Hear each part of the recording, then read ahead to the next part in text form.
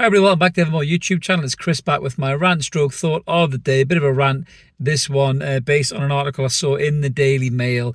Apparently the TV bosses aren't very happy about additional time added on to games, and the meeting with the Premier League, or the meeting with the Football and Regulation Board, or whoever the hell it is that's supposed to run the game and doesn't run it very well, to discuss their concerns about long games, games running over and affecting their scheduling apparently. So it's an interesting one, this one. I think it kind of pisses me off a little bit.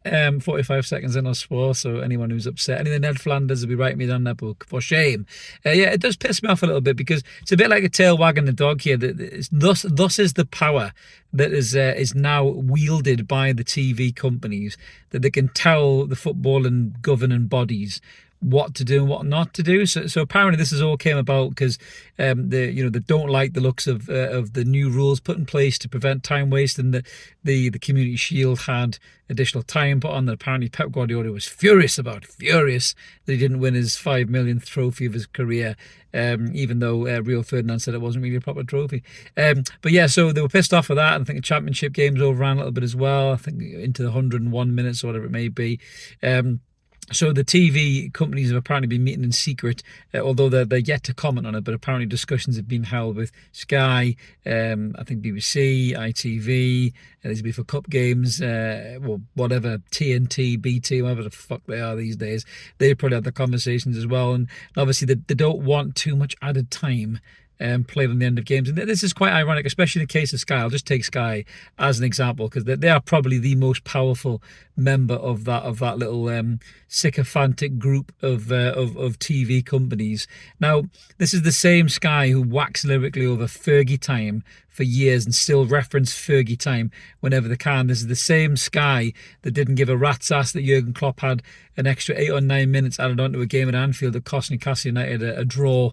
They were waxing lyrically about Liverpool's guts and determination to dig in, so this is just typical hypocrisy from Sky. They're happy to take time wasting or add the time when it suits them, in a game that they think is going to get more ratings or pay for more subscriptions, but they don't want added time in general. So you can't have your fucking cake and eat it here, Sky. You can't sit there and complain about time wasting and call it dark arts like you were calling it when Newcastle United were doing a little bit of shithousery and wasting time, and then kick off about rules about time wasting to prevent people from doing the very thing that you've been complaining about in your little Monday night shows and your little overlaps and everything else. So I find a real sense of irony in all of this, really. But the worrying thing here is how much power does the TV companies wield here when it comes to football and rules? If the football and governing bodies overrule this decision based on something that Sky have told them, that's a real worry, because then Sky basically control the rules of the game. They can say whatever they want to say to stop the football and governing bodies doing things that they think is going to affect their scheduling and their ratings. And again, it just kills a little bit more about the purity of the game. You can't make rules up based on football and decisions that all have to be rules that are signed, sealed and delivered and agreed by massive greedy corporations like Sky, and it fits within their remit and their requirement. So I read that and I just thought to myself, fuck off, is what I really thought. I just thought, just get on with it, deal with the rules and fucking deal with it. Change your scheduling. What you're going to have to do, you're going to have to delay some shitty fucking transfer show that you've got after it, or a rerun of Blackburn versus fucking Leicester from 2002 or something like that. I mean, what have you actually got on after it? Maybe they're more worried about the fact that the shitter game in their eyes may overrun and affect the big ticket game like Man City versus Man United, or Liverpool versus Tottenham or something like that, just because Burnley and Forest are on before them and they've had to play an extra 10 or 15 minutes. That's probably what they're more worried about than anything else.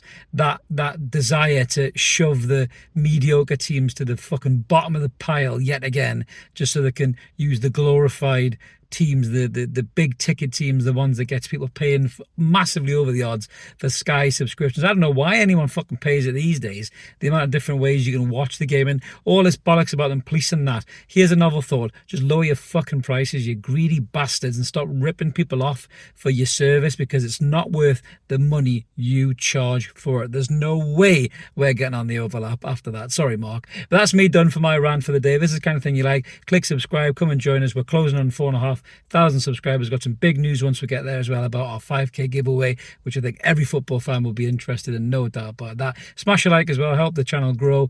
This is Chris Dunn. We'll catch you later. Cheerio.